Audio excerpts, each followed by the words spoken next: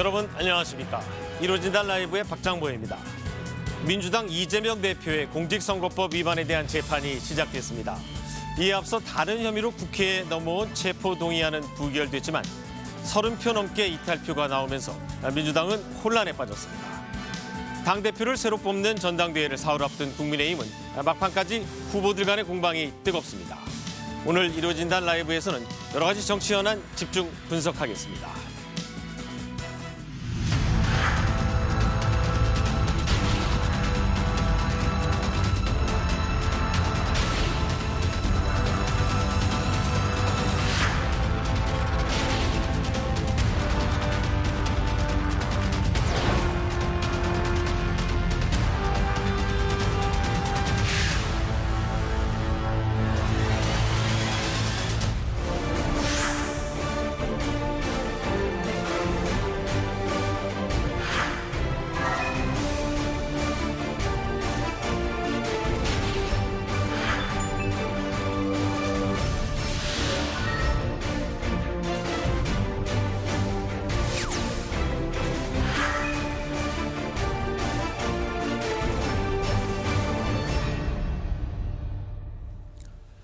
네, 오늘 정치 현안을 분석하기 위해서 이상민 민주당 국회의원, 그리고 하태경 국민의힘 의원, 그리고 정치 컨설팅 민의 박성민 대표 함께했습니다.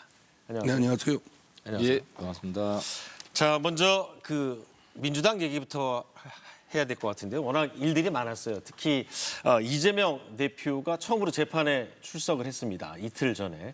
근데 이 검찰에 출석할 때랑은 분위기가 상당히 달랐거든요. 검찰에 나갈 때는 기자들 앞에서 말도 많이 하고 또 지지자들도 많았는데 처음에 법원에 나갈 때는 아무 말 없이 바로 법정으로 들어갔습니다. 자, 같은 당 민주당 이상민 의원 보시기에 서로 다른 전략을 세웠다고 봐야 되나요? 뭐 그것보다는 이제 그 재판의 엄중함이라고 할까.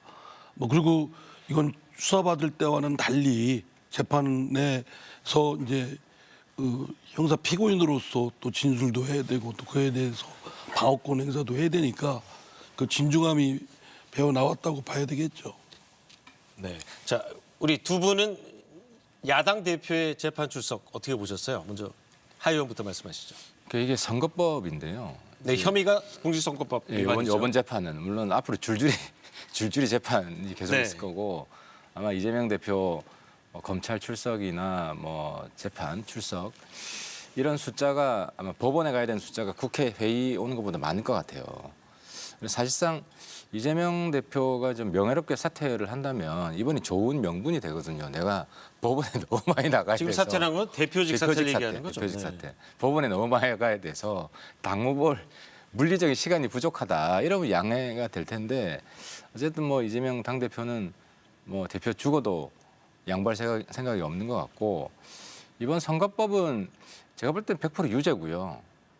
유죄가 되고 네. 문제는 거짓말한 게 확실하거든요. 뭐 김문기 사진도 있고 그 증인도 여러 명 있고 그다음에 백현동 국토부가 협박 안 했는데 협박했다고 한 것도 명백한 거짓말이고. 근데 이제 문제는 이게 이제 유죄라도 100만 원 이하로 나오면은 그 의원직 상실이 안 되거든요. 네.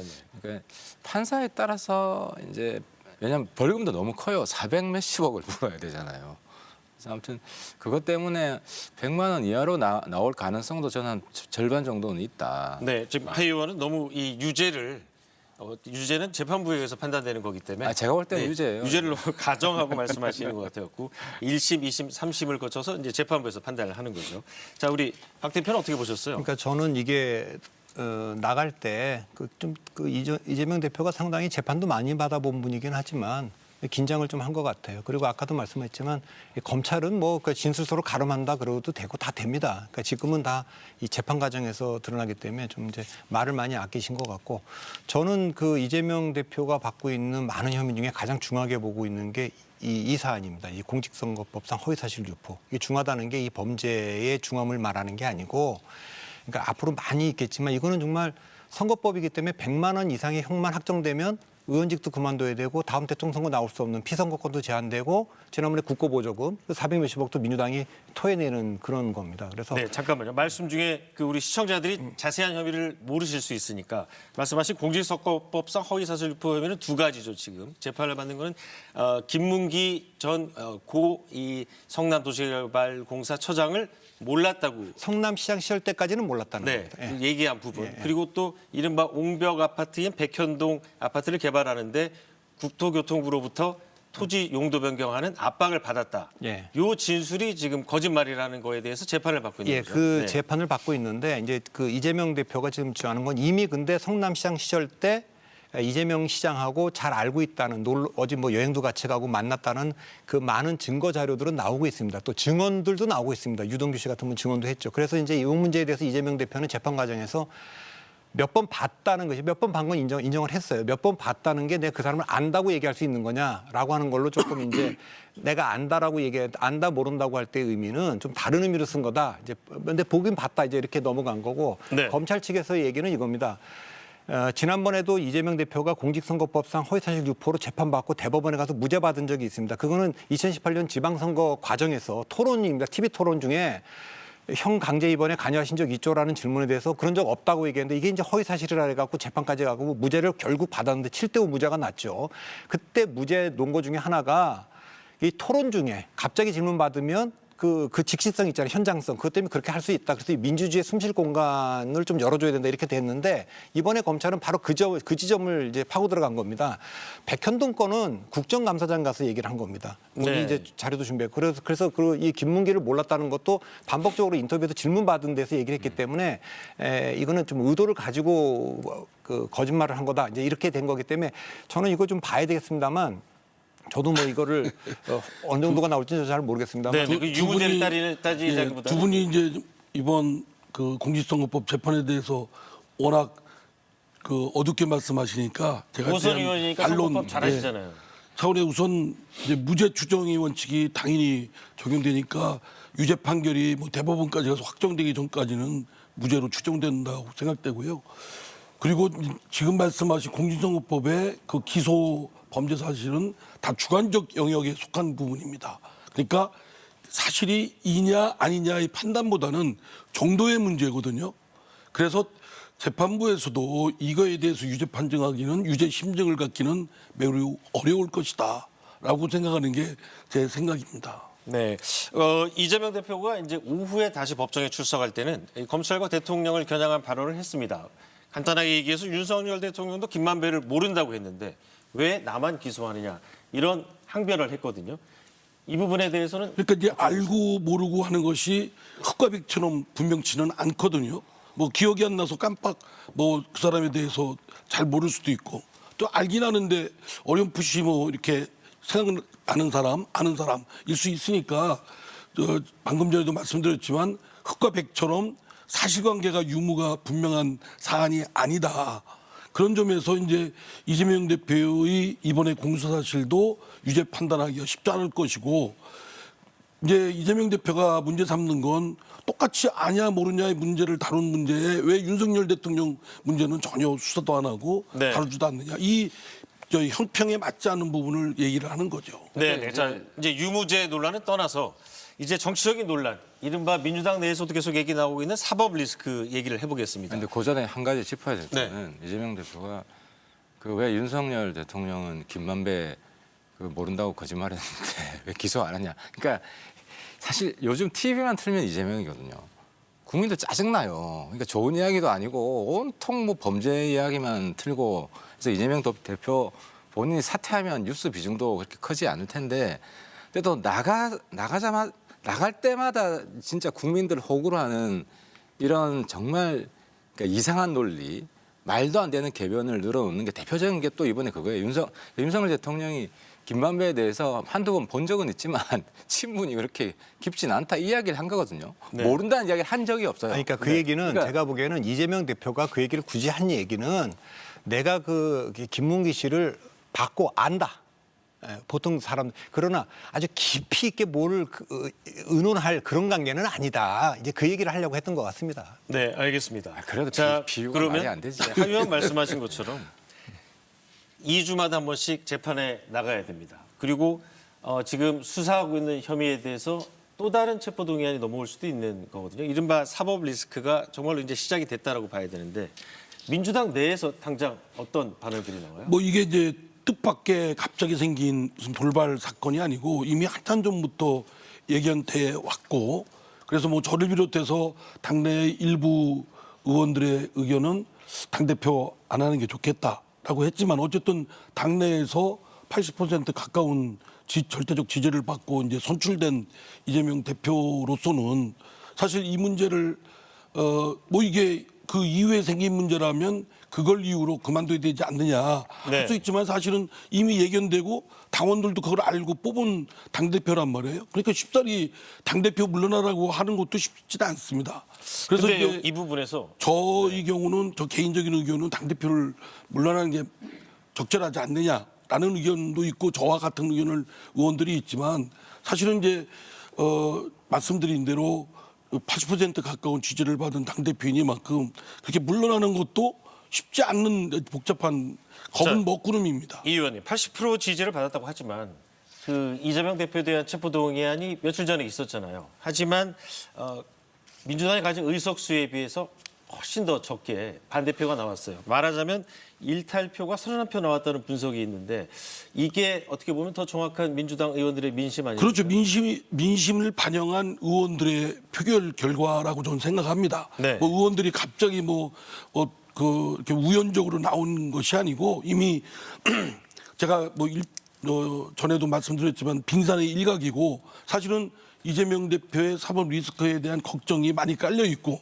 이 부분이 쉽게 해소하기가 또 어려운 점이 또 있고 그런 걱정들을 하고 있는데 이 체포동의안은 뭐 이재명 대표를 구속해야 된다 이런 뜻이 아니고 이재명 대표가 판사의 영장 심사를 받기 위한 사전적 절차로서 그거를 걷어내면 영장 심사를 가서 당당히 받고 기각을 받으면 오히려 깔끔하게 해결될 수도 있지 않느냐 이런 것도 같이 섞여 있는 겁니다. 이제 제가 좀 끼어들면 이제 국민들께서 정확히 아셔야 되는 게 체포동의안 통과되는 게 곧 구속이 아니에요. 아 그렇죠. 그렇게 알고 있는 분들이 많은데 네. 체포동의안이 통과되면 구속이 타당한지 아닌지 심사를 받으러 가는 거예요. 그러니까 시험 치러 가는 거예요. 일반인들과 똑같이 일반 심사를 그렇죠. 받는 거죠. 그러니까 네. 이건 국회의원들만의 특권이고 제가 19대부터 국회에 들어왔는데 지금 10여 년간 이건 거의 모든 대다수 국회의원이 폐지해야 될 특권이다라고 동의했지만 헌법에 있기 때문에 못 고치고 있는 것뿐이거든요. 그러니까 사실상 모든 국회의원들이 이재명 본인도 체포동의안 난 특혜를 받지 않겠다라고 한 거예요. 근데 이제 이재명 대선 이후에 지금 정치 행보를 보면 그 사람 다 언제 국민 대다수가 인천 계양 보궐선거 나가지 마라 그랬죠. 근데 끝까지 나왔죠. 당대표 나가지 마라 그랬죠. 또 끝까지 나왔죠. 근데 대선에서 싸운 인지도 지지도가 있기 때문에 다 된 거예요. 그러니까 지금까지 민주당을 철저히 자기 죄를 이 방탄이죠. 막기 위해서 민주당을 악용하고 있는 거예요. 저는 국민들이 아셔야 될 게 지금 최대 정치 거악이 이재명입니다. 여야를 떠나서. 그리고 국민들에게 정치 불신을 한국 정치가 정말 얼마나 저수준인지 못났는지 이걸 보여주는 정치 거악이기 때문에 어떻게든 퇴출시켜야 되고 제가 이상민 의원님한테 드리고 싶은 말씀은 이번에 구속시켜야 됐어요. 체포동의안 통과시켜야 됐는데 이거 두고 후회할 겁니다. 왜냐하면 무슨 수단과 방법을 가리지 않고 앞으로도 체포동의안 또 올라올 가능성이 있는데 네. 아마 모든 수단과 방법을 가리지 않고 이걸 막으려고 할 겁니다. 그리고 성공을 할 거고. 뭐 그냥 하 의원님 평소답지 않게 아주 그냥 그 거센 표현을 쓰시는데 아니, 평소에도 그래요. 사실 이재명이 그래도 상대당의 그래요. 그 대표니까 좀 예우는 좀 해주셨으면 좋겠습니다. 네, 자 그러면 조국보다 잠깐 더해요. 우리- 조국이 민주당 망친 것보다 이재명이 민주당 망치는 거, 나라 망치는 거는 비교도 안 되는 자, 거예요. 너무 그러면- 뭐 저희 당 걱정을 하지 마시고요. 자, 중립적인 차원에서 단순하게 표결 결과만 분석한다면 일탈표 이 30표가 넘는 일탈표를 어떻게 이게 분석하십니까? 정확하게는 이제 민주당의 현재 의석이 169석입니다. 근데 그 부표가 138표입니다. 가가 139표고. 그 169에서 138을 빼면 31석, 정확하게는 31석이 이탈했다 이렇게 보는 거지만 이제 무소속도 있기 때문에 그 이상의 표가 이제 이탈을 했을 거라고 이제 짐작을 하는 겁니다. 절묘한 거는 체포 동의안이 가결되려면 149표가 필요합니다. 근데 이번에 네. 그 가표가 139표거든요. 근데 무효표와 기권표를 합치면 이게 됩니다. 그렇죠. 그러니까 이번에 네. 이제 기권표가 있었는데 그럼 그분들의 생각은 뭐냐? 그 기권표라는 거는 아무래도 이번에 이재명 대표에게 한번 기회를 주지만 로드맵을 밝혀라. 그 로드맵은 간단한 거죠.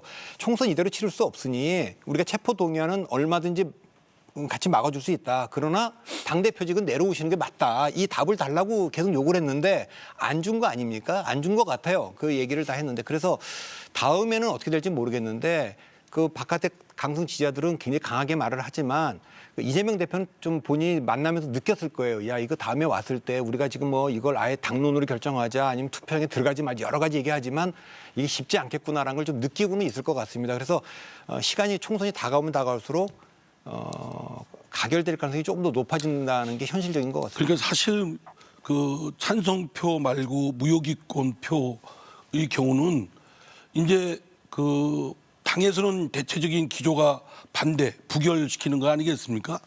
근데 그거 하자니 우리 당과 이재명 대표가 말씀하신 대로 공약을 걸었고 그걸 이제 와서 뒤엎는 것은 아무래도 마음이 불편하죠. 그 뭐가 뭐 앞뒤가 안 맞는 얘기고 또 그렇다고 찬성을 하자니 검찰의 무리한 수사, 과도한 표적 수사 여기에 또 동조를 해주는 거고 그러니까 그렇게 하기는 또 어렵고 그러니까 가결하지 못하는 그 무효 기권을 해야 되겠다. 이렇게 한 의원들이 한 20표 되지 않습니까? 그러니까 상당수 의사결정이 있고 그 근저에는 지금 우리 박 소장님처럼 그런 생각을 가진 의원들도 있고 또 판단하기가 아까만처럼 복잡 미묘한 부분이 있어서 경계선상에서 그 기권이나 또 무효표를 던진 의원들도 있고 그렇습니다. 네. 자, 그러면 지금 검찰 수사가 또 다른 혐의에 대해서도 진행이 되기 때문에 다시 한번 체포동의안이 국회로 넘어올 가능성도 배제할 수 없습니다. 그게 예상이 되는 상황인데요. 하태경 의원은 이번에는 이탈표가 100표 나올 거다라고 얘기했는데 그건 좀 정치적 수사인가요? 아니 과장인가요? 그건 아니고요. 이제 물론 이제 이 의원님이 동의 안 하실 수도 있는데 이제 제가 파악한 민주당 왜냐하면 바깥에서 보면 숲이 더 잘 보일 수 있으니까 네, 네. 그 이재명과 한 지붕 안에 살 수 없다 이런 분이 한 30몇 분 계시고 그다음에 이재명과 끝까지 가겠다고 하는 분이 한 70명 정도 있는 것 같고 한 60분 정도가 중립 네. 양쪽에 다 갈 수 있는 사람인데 이번에 한 35표 이탈이 나왔잖아요. 다음에 되면 이 사람들은 더 심증은 강해진 거예요. 이재명 대표 하면 안 된다. 근데 60명은 아니 총선 생각하면 이재명 당대표 체제로 가면 안 되죠. 그래서 이 60명 정도가 이제 다음 기회를 놓치면 당대표 날릴 수 있는 기회가 사라지기 때문에 아마 최대한 그래서 한 100명 계산이 나온 거고 최소한 한 70명 이번에 한 2배 정도는 이탈을 할 것이다. 근데 네. 문제는 작용이 있으면 반작용이 있는 거기 때문에 이제 명확해진 거 아니에요. 당대표 날리려는 세력과 숫자 이런 게 명확해져서 그 친명계 쪽에서도 그 모든 수단과 방법을 동원해서 이걸 막으려고 할 거고 그래서 제가 볼 때는 아예 투표에 참여하지 않는 것. 투표 불참. 무슨 표결을 막는 거죠. 표결 안 원천적으로. 들어가는 거죠. 네. 표결 안 들어가려면 체포동의안 통과시키려면 표결 들어가야 되잖아요. 그럼 사실 공개 투표가 되거든요. 그럼 누가 지금 무기명이기 때문에 모르는데 누가 그 이재명 그 체포 찬성했는지 모르는데 그러면 사람들이 굉장히 주저하겠죠. 그리고 만연사상 당하겠죠. 그러면 이제 막을 수가 있는 거죠. 아무튼 그런 최악의 방법까지 동원할 가능성도 있다고 근데 지금 하 의원님 말씀하신 이제 뭐 표결의 불참까지 생각을 하겠다라는 뭐 개별 의원의 의견을 밝힌 적은 있습니다. 그러나 뭐 그건 개인적인 의견일 뿐이고 당의 뭐 지도부나 당 의원들 사이에 공유되는 의견은 아닙니다. 그리고 실제로 그 169석을 가진 제1당이 국회의 표결 절차에 안 들어가겠다. 그러면 국민적 시선을 우리 당내에서야 그럴 수 있겠지만 국민적 시선에 따가운 그 시선을 외면할 수는 없죠. 그러니까 국민의 시선을 생각할 때는 감히 그렇게는 저는 못 할 수는 없다고 생각되고요. 더구나 이제 또 아까 말씀하신 이재명 대표가 뭐 한 지붕에서 저도 그랬으면 그거는 좀 좋겠습니다. 네. 뭐 아주 극단적으로 생각하는 한두 분이 있겠지만 그 정도야 있겠습니까? 또 네. 국민의힘도 마찬가지로 뭐 친윤 반윤하면 뭐 똑같은 구조죠. 그러나 이제 우리 그 사이는 그 정도로 뭐 반감의 대립적이진 정도나 않아요. 뭐 이렇게 정도 싸우긴 감정의 정도가 그 정도는 아니라고 그러니까 지금 생각되고요. 중요한 건 다만 이제 지난번 나온 표결의 숫자는 사실은 빙산의 일가인 건 틀림없습니다. 왜냐하면 부결은 했어도 심정적으로 무효나 기권 또는 찬성에 옮겨갈 수 있는 그 가능성의 수는 훨씬 더 넓게 광범위하게 두 번째는 어떻게 있습니다. 될지 모른다는 말씀이시죠. 근데 이제 네, 박 제가 대표님. 보기에는 지금 이제 의원들의 그 표결은 앞으로 전망해 보면 이재명 대표에게 좀 불리하게 갈 겁니다. 왜냐하면 지금 일부 의원들은 이재명 대표 체제로 총선 승리가 좀 어렵겠다 이렇게 얘기하는 분들이 있어요. 근데 더 중요한 거는 이 공천이 좀 어려울 거라는 생각하는 분들이 점점 많아지고 있는 거예요. 그러니까 강경한 지지층에서는 이번에 아까 말한 대로 당론 투표를 하자, 아예 그 표결장에 들어가지 말자, 그다음에 공천 과정에서도 권리당원의 비중을 좀 늘리자 이렇게 압박해 오면 그걸 어떻게 받아들일 거냐면 그 반대하는 분들은 나는 공천에서 어렵겠구나. 그러니까 공천에서 살아남으려면 총선 승리 이전에 공천 승리하려면 공천을 받으려면 이재명 대표 체제가 붕괴하지 않으면 안 되겠구나. 지금 이렇게 그러니까 이거를 하려고 그랬으면 이재명 대표가 좀 조기에 정치적 타협안을 계속 내놓으면서 갔어야 된다고 저는 보거든요. 근데 이게 서로 이제 막다른 골목으로 가고 있기 때문에 지금 그 강경 지지자들이 계속 압박하면 압박할수록 이게 이제 더 이상 그 출구는 없구나. 그러니까 이재명 대표 체제가 붕괴할 수밖에 없구나라는 압력은 더 높아질 거라고 저는 아니 봅니다. 지금 네. 말씀하신 대로 이제 당내 강성 지지자들이 이제 반대쪽에 그 의원들을 압박하고 만약에 그런 뭐 소위 말해서 공천 살생부다 뭐 이런 거를 통해서 한다 그러면 반대쪽도 가만히 안 있죠. 그러나 저는 강성 지지자들이 하는 것은 그냥 일부 당원들의 나온 거고 또 뭐 당원 조사라든가 여론 조사를 한다든가 뭐 이런 것들은 뭐 아직까지는 그 당의 뭐 그런 혁신위원회에서 공식으로 거론한 적도 없다는 것이 이만큼 반대쪽에 있는 생각하는 의원들이 뭐 공천 걱정 때문에 표결을 어떻게 한다라는 건 아직은 뭐 섣부른 거. 저는 근데 하여튼 중요한 말씀은 이제 국회의원들은 이제 공천이 굉장히 중요한 기준이 될 거고 네. 강경한 지지층들의 강경책이 이재명 대표를 지키는 게 아니라 이재명 대표를 더 어렵게 만들고 있다. 그런 그 점은 말씀을 저도 드리고 싶습니다. 동의합니다. 이 대표님, 그 강경 이 지지층. 대표가 아니라 이 의원. 네, 이 의원님. 대표라고 부르면 더 좋아하시지 않나요? 전 좋긴 한데 이거 네. 대표가 아니라. 네, 이 의원님. 그 이른바 강성 지지층 계속 얘기가 나왔는데 그 개딸들이라고 하죠. 그 직접 이렇게 소통하거나 접촉해 보거나 혹은 전화를 받거나 문자를 받으신 적 있으세요? 뭐 소통은 이제 전화를 하도 많이 주시니까 네, 네. 전화를 받죠. 뭐 개중에는 뭐 입에 담기 어려운 욕설을 막 이제 자기 나름대로 화나 분노를 표출하는 건데 좀 하여튼 받아들이기 어려운 그런 행태를 보이는 분들도 있고 문자도 뭐 가지각색입니다. 근데 아주 뭐 어떤 내용이에요? 받아보시겠습니까? 그럼 뭐 제가 전화번호를 그분들한테 소개를 해서 그런데 하여간 뭐 소통을 할 수 있는 여지는 없고 그냥 일방적으로 그분들 딴에는 이제 분노 왜냐하면 이제 제가 이재명 대표를 누구보다 앞서서 비판하는 사람이었기 때문에 네, 네. 왜 이재명 대표를 보호 안 하고 저 국민의힘과 똑같이 비판하고 이렇게 하냐라는 생각인데 그건 제 뜻을 잘 오해를 하는 거죠. 그러나 이제 그분들은 그런 화를 욕설이나 뭐 심한 비난 뭐 이런 걸로 표출을 하는 겁니다. 그런데 그 정도가 당원으로서의 그 의견 표출하고 소통을 하는 건 좋은데 그것도 정도가 지나치면 좀 남용이죠. 오남용. 네, 자 같이 정치하는 입장에서 우리 하 의원님, 그 강성 지지층의 등장이라고 볼 수도 있는데요. 이런 정치 형상에 대해서는 어떻게 직접 체험해 보신 적 있으세요? 우리 정치 말아먹는 거죠. 그러니까 이게 두 가지인데 하나는 이재명 정치를 여태까지 쭉 보면 이분은 선당후사 정신이 없어요. 선사후당이에요. 자기가 먼저고 자기가 살고 당이 깨지면 당이 깨지는 걸 선택할 사람이고 그 길을 걸어온 거예요. 아까 개항을 보궐선거 나가도 안 됐고 당대표 선거할 때 다 알고 있었어요. 재명수호로 간다. 조국 수호보다 더 큰 파장이 올 거다. 이미 다 알고 있는 그러니까 죽으러 가는 길 뻔히 보이는데도 그 길을 가는 이유는 자기가 살 수 있는 여지를 그래도 만들어 놓기 위해서 이 길을 가는 거거든요. 근데 이걸 더 악화시키는 게 뭐냐? 당원 중심 당 운영이에요. 당연한 것 같은데 네. 전 세계적으로 당원 중심 당 운영에서 결과는 다 망한 거예요. 대표적인 왜 그렇죠? 영국 노동당이에요. 왜냐하면 당원들은 주로 강성인 분들만 당원 가입합니다. 일반적인 일상생활하는 소시민들은 당원 가입 안 하거든요. 정치 매니아들이 당원 가입하는 거거든요. 그러니까 대다수가 강성이에요. 그래서 우리 당도 이런 걸 잘 알기 때문에 일반 이게 정당의 목적은 정권 획득이잖아요. 네. 정권 획득이면 50% 넘어야 돼요. 지금 소선거구제에서는 대통령제도 마찬가지고 그럼 중도층을 끌어안아야 돼요.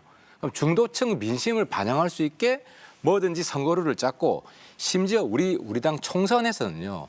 총선 후보 경쟁할 때는 100% 민심으로 했어요. 이게 우리 당의 룰이에요. 왜냐하면 총선을 원래 국민들한테 심판받는 거니까. 근데 이번에는 원래는 7대 3이었어요. 민심이 30%가 있었어요, 우리 당. 근데 당원 100%를 바꿨죠. 이거 자체가 누구 특정 후보를 미는 식으로 당이 불공정하게 한 거고 또 그런 결과가 지금 나올 가능성이 높고 네. 민주당도 마찬가지예요. 갈수록 지금 공천 자격을 따질 때도 일단 당원 투표를 한번 돌리자, 당원 여론조사를 한번 돌리자. 이상민 의원님 100% 안 됩니다. 왜 안 되냐? 그 선례가 금태섭이에요. 아니요, 당원들한테 인기 있습니다. 네. 그러니까 이제 이상민 의원 착각이신데 이 룰을 지금 강요하고 있거든요. 그럼 당원들은 좋아하죠. 사실 저희 당도 싫을 이유는 없지만 저희 당까지도 바른 정도를 가지 않고 거기에 편승하고 있어요. 때문에 민심 비중을 최소한 그래서 한 50%는 두자. 이런 이야기들을 의원들이나 정치평론가들이 잘 이야기하는 거는 정치가 건강하게 돼야 되고 그래야 국정 운영도 잘 되고 민생도 좋고 하기 때문이거든요. 네, 그래서 아무튼 알겠습니다. 자, 당원 중심의 당 운영에 대해서 부작용을 말씀해 주셨는데 정치평론가 입장에서 이렇게 이른바 강성 지지층의 등장 그리고 영향력 확대 어떻게 보세요? 그러니까 이게 제가 계속 몇 년째 얘기하고 있습니다. 이거 정치 훌리건은 팬이 아닙니다. 정치 훌리건. 네. 자, 며칠 전에 그 손흥민 선수에 대해서 인종차별을 한 그 첼시의 관중에 대해서 첼시 구단이 어떤 결정을 했습니까? 영구히 우리 구장에 입장하지 못한다. 네, 그렇죠. 자, 그러면 그 인종차별 발언하거나 방화를 하거나 폭력을 하는 훌리건이 있는데 열성적인 지지자들이죠. 근데 유럽의 축구 구단 중에 구단주나 감독이나 선수들 누구도 그걸 옹호하는 사람이 없어요. 뭐라고 얘기하냐면 선수들 대부분은 내가 경기하는데 우리 응원단에서 인종차별 얘기 나오면 나 그 순간 경기 중단하고 집에 갑니다. 그럼 받아줄 수 없다. 이렇게 얘기를 하잖아요. 지금 정책으로 자기 의견을 표출하는 거는 팬이라고 얘기할 수 있어요. 그런데 내 생각과 다르다고 해서 내가 지지하는 사람을 반대한다고 해서 거의 테러에 준하는 폭력을 행사하면 그건 훌리건이죠. 훌리건은 팬이 아니에요. 그러니까 저는 지금 우리 정치가 훌리건들한테 휘둘리고 있다. 저는 그렇게 네. 봅니다. 자, 예, 이 말씀에 이제 저도 두 분 말씀에 생각을 같이 합니다. 이게 당심과 민심이 어긋나서 결국은 망치는 건 당이 망합니다. 그러니까 계속 이제 당내에 그 당에 애정을 가진 분들은 사실 열성 당원들인데 당으로서는 자산이거든요. 정치인들도 자산이에요. 그런데 한편 자신의 족쇄를 붙잡는 한계로 작용하고 부담으로 작용하고 궁극적으로는 결국 자신한테도 피해가 오죠. 그래서 사실은 경계를 해야 될 부분이고 그래서 이제 그 당심을 민심과 조율하기 위해서 민심을 반영하는 비율을 확대하려고 하는데 이번에 이제 국민의힘도 사실 전당대회 하면서 전원 당원 투표로 다 바꿔봤지 않습니까? 이게 제가 볼 때는 망조입니다. 맞아요. 예. 네, 자연스럽게 그럼 국민의힘 이슈로 넘어가겠습니다. 민주당 이슈가 많았는데